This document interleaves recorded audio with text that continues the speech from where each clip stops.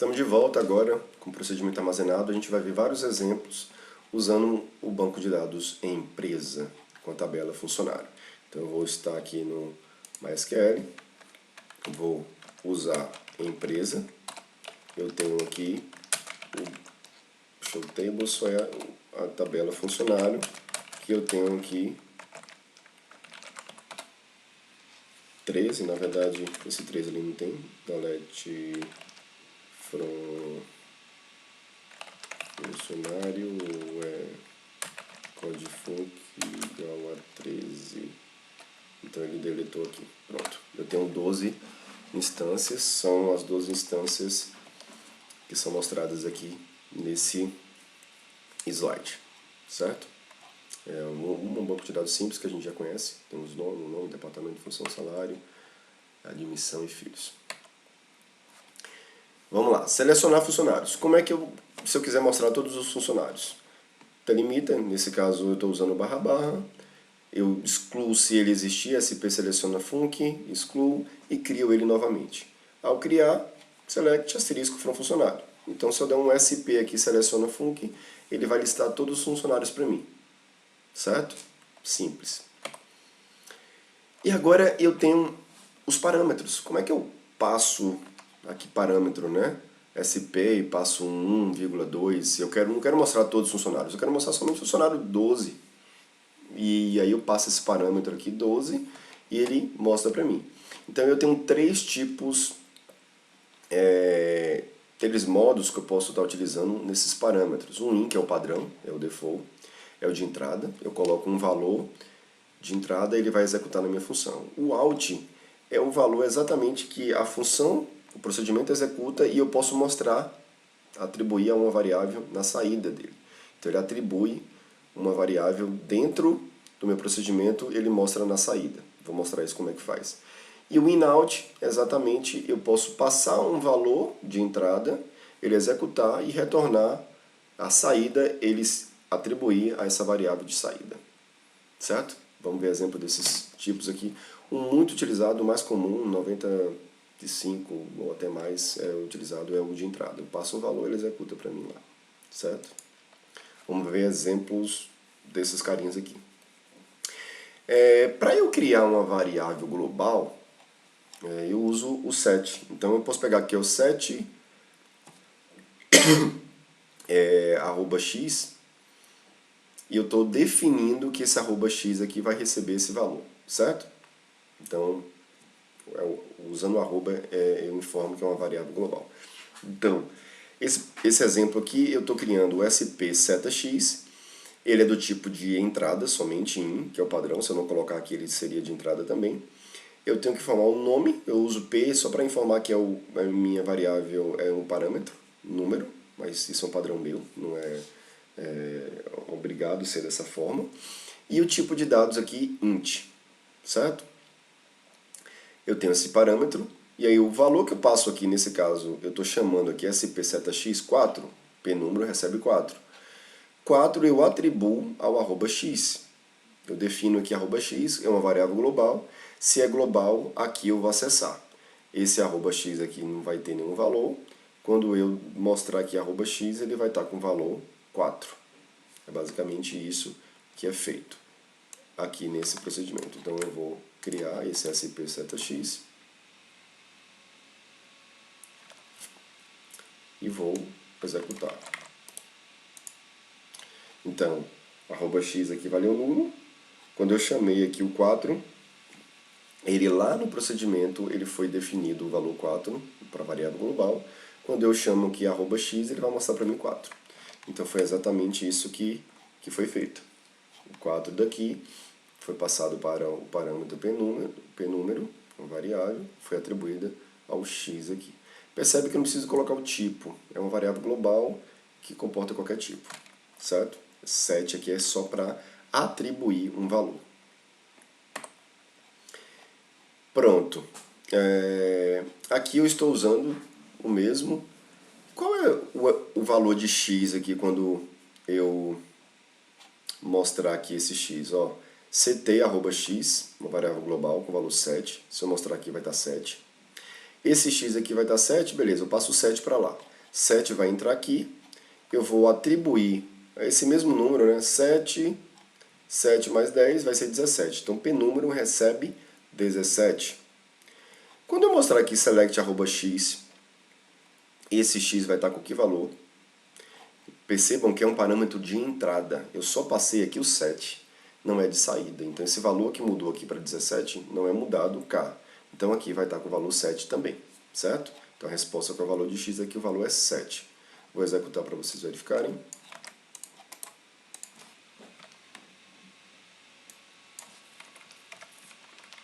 Aqui nos comentários já mostra também que o valor é 7.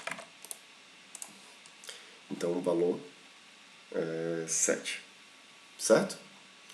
Então, esse valor ali não foi modificado no procedimento. Agora, quando eu mudo isso aqui para in-out, olha só o que acontece. In pode receber de entrada também. Então, aqui eu tenho 7, eu vou passar 7 para lá. 7 com 10 vai ser 17. E esse número aqui não é o meu parâmetro, não é a minha variável de parâmetro. Esse x aqui também vai receber esse valor 17, porque também ele é de saída. Se ele é de saída, o valor que está aqui vai ser recebido também, vai ser o mesmo valor de P número. Olha que coisa bem estranha. A gente não está acostumado a fazer isso em uma linguagem de programação, esse de saída. Aqui a gente pode fazer na Store Procedures. É como se fosse o return, né? Se eu tivesse, a gente tem função aqui, mas eu não estou usando função, por enquanto estou usando procedimento. No procedimento eu posso colocar esse valor de saída na variável que eu coloquei aqui. Então, deu 17, o P número, esse valor aqui recebe 17. E aqui agora vai mostrar 17. Vamos lá executar novamente. Out. Quando eu mostrar aqui, ele era de 7, depois ele foi atribuído 17. O valor que estava dentro aqui, que foi modificado dentro do procedimento. E isso, basicamente, é o que a gente conhece como passagem de referência, né? O valor é alterado lá e eu faço isso com o out. Nesse caso eu estou usando o in, porque eu atribuo um valor aqui dentro, certo? Eu passo um valor na entrada e quando esse valor é alterado, a saída ele recebe esse valor também. E o out, perceba que o out, eu não posso receber um valor de entrada, então esse x aqui, @x, uma variável global, eu não tenho aqui um valor para ele recebe aqui, aí eu atribuo, P número é 10. Qual é o valor agora que esse x recebe? 10. Então o valor de x aqui é 10, por causa da saída dele aqui, certo? Então, mostrando, quando eu chamo, o x é 10, por causa da saída. Certinho? E aí a gente vem para blocos de funções. Aqui eu estou criando variáveis globais, atribuindo, na verdade, o A 5, o B a 7. E aí eu somo. 5 com 7 dá 12, então é uma soma. Quando eu chamar aqui, vai mostrar lá soma 12 para mim, certo? Só que isso eu estou usando, certo, sem parâmetro. Com parâmetro de saída, eu posso selecionar funcionários, contar a quantidade de funcionários, aqui seleciona funcionário, então aqui não é produto, aqui é funcionário. Funcionário, a gente está no banco de dados empresa. Então o que eu estou fazendo aqui? Eu estou tendo como parâmetro o nome da minha função SP seleciona func, eu quero selecionar a quantidade de funcionários. A minha é uma variável de saída, então eu recebo um total aqui, ó. Esse total vai receber o valor de P quantidade. Então, quantidade de funcionários 12, que é a quantidade de registros que a gente tem, 12 vai ser atribuída a P quantidade, esse total aqui vai ter 12, essa variável global, quando eu mostrar aqui vai aparecer 12. Então, fazendo isso aqui, chamando, eu vou ter 12. certinho? Parâmetro de saída, outro exemplo aí. Parâmetro de entrada e saída, aí eu posso atribuir um valor. Eu posso atribuir aqui 5, essa variável, passar 5 para lá. Ele vem aqui 5 vezes 5, 25. Opa, aqui agora vale 25, porque ele é de saída também. Então, o valor de p-número foi atribuído ao valor. Então, ele foi modificado. É o parâmetro passagem por referência, como a gente viu anteriormente. E aí mostra o 25. Vamos para alguns exemplos práticos que eu posso fazer utilizando o procedimento. Então, eu quero atualizar lá um funcionário, dando um aumento para esse funcionário. Então, eu estou pesquisando aqui pelo código, é de entrada, o bônus também é de entrada. Eu quero dar um aumento lá de 10%. Então, eu boto lá 0,1, eu poderia botar o 10 e fazer o cálculo correto aqui, para até facilitar na chamada, né? Mas nesse caso não foi feito, eu fiz assim. E eu poderia passar o nome da pessoa também e tudo mais. Mas aqui está sendo o código. Passo o código e ele atualiza lá em 10%. E aí, P código recebe 2, o bônus recebe 0,1. Atualiza o funcionário, seta o salário de todo mundo, né? Pega o salário vezes 1 mais 0,1, vai ser 10%, multiplico aqui, onde o código do funcionário é o 2. Então significa que o funcionário 2, vamos pegar ele aqui, ó,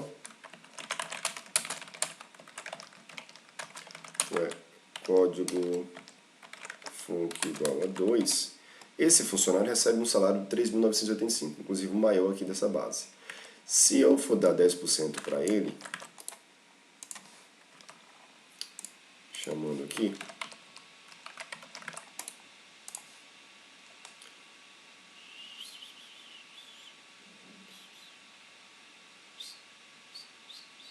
deu erro?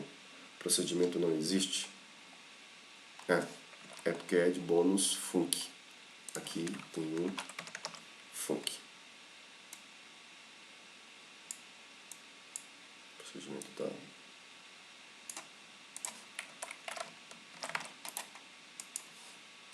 Pronto, chamei aqui o salário desse funcionário. F7 aqui, seleciona funcionário. O salário já aumentou 10%. Não é 3.900 mais, é 4.384. Certinho?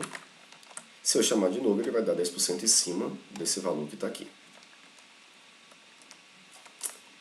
Tá, atualização. Aqui,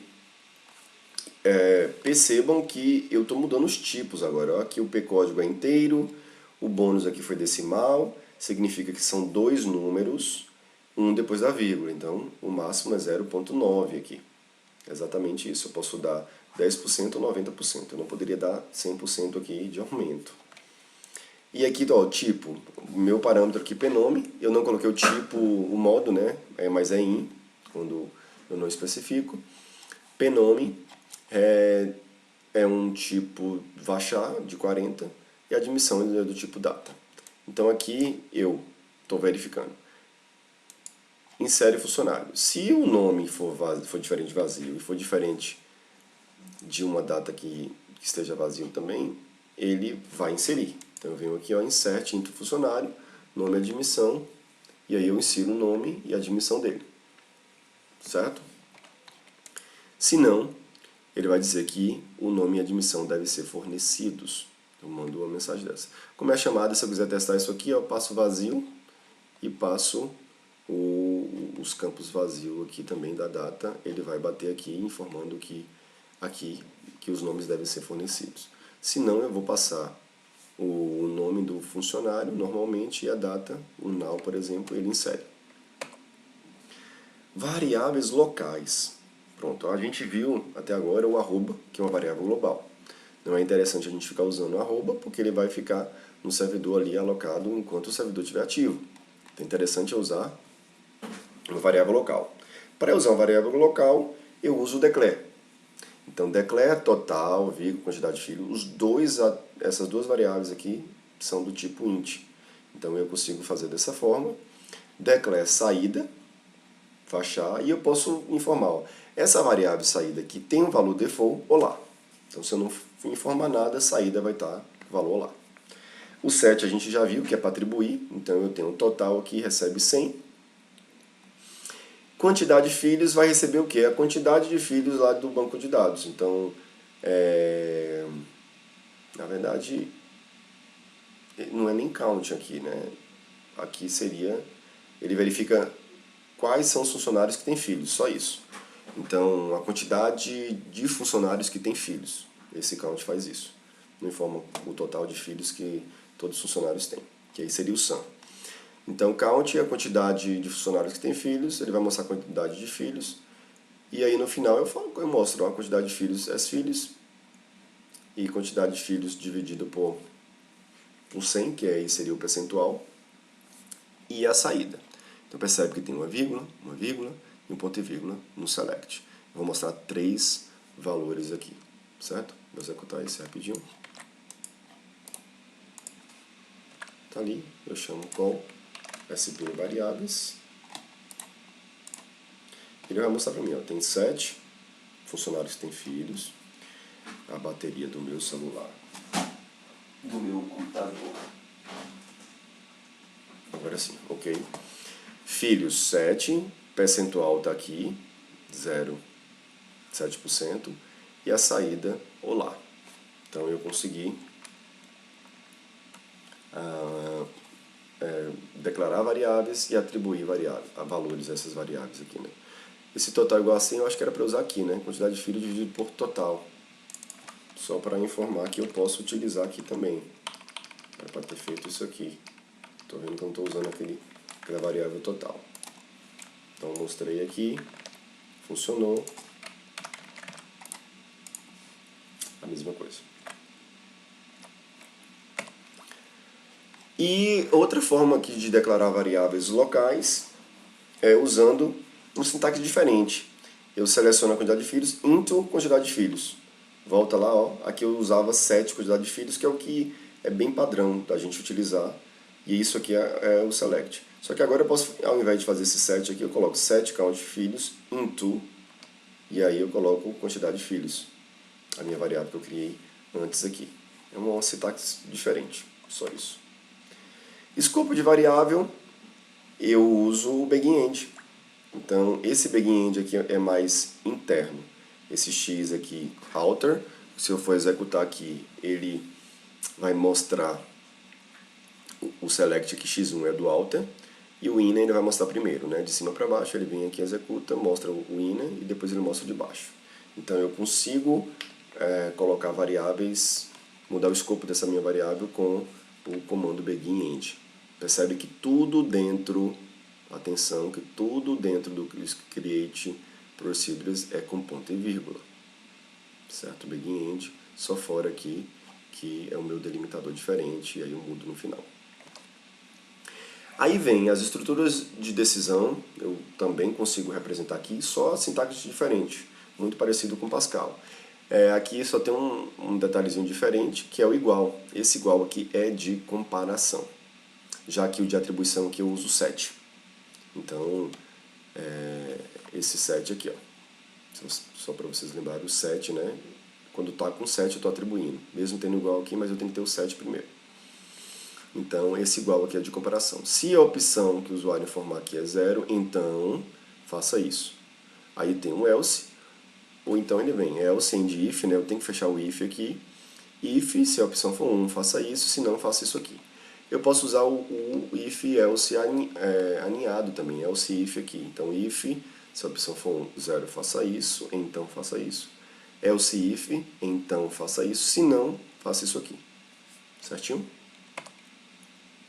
Desvio condicional case. O case, sintaxe diferente. Eu tenho um case opção aqui, sem 2 pontos, sem nada. Quando for 0, faça isso. Quando for 1, então faça isso. Se não, faça isso aqui. E aí eu finalizo o case. Certinho? E o while. O while também tem que ter a finalização aqui com o end while. O while, enquanto o número for maior do que 5, faça isso aqui. Final do while, end while. Certinho? Aqui eu vou executar para vocês perceberem como que ele vai mostrar aqui. Perceba que quando eu chamar isso aqui, ó, ele está dando select aqui número. Vai aparecer select 5, depois vai aparecer o 4, depois o 3, depois o 2, depois... Não, minto. Eu começo com 8. Vai aparecer o 8, vai aparecer o 7, o 6 e o 5, separado. Olha lá.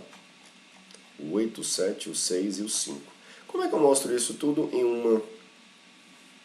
uma linha só? Eu tenho que concatenar. Eu tenho que ir adicionando isso aqui. Lá no C, C++, Java, a gente usa o operador de adição para ir concatenando. Aqui não existe operador de adição para fazer isso. Então a gente usa, ao mostrar a saída do exemplo anterior em uma única linha, eu uso o concat. Então olha só, result é uma variável que recebe o valor default aqui, é o p-número. Então se eu informar lá 8, aqui já recebe 8. 8 é maior que 5? É. Então ele diminui aqui para 7, e ele já concatena, ó, 8 espaço com 7. Vai concatenando, no final do while aqui eu mostro o 8, o 7, o 6, 8, 7, 6, já que o 5 aqui não vai entrar. Então 8, 7, 6 ele mostra, certo? Então eu vou executar aqui esse mesmo e chamar o nome while 2. Call while 2, passando 8 aqui.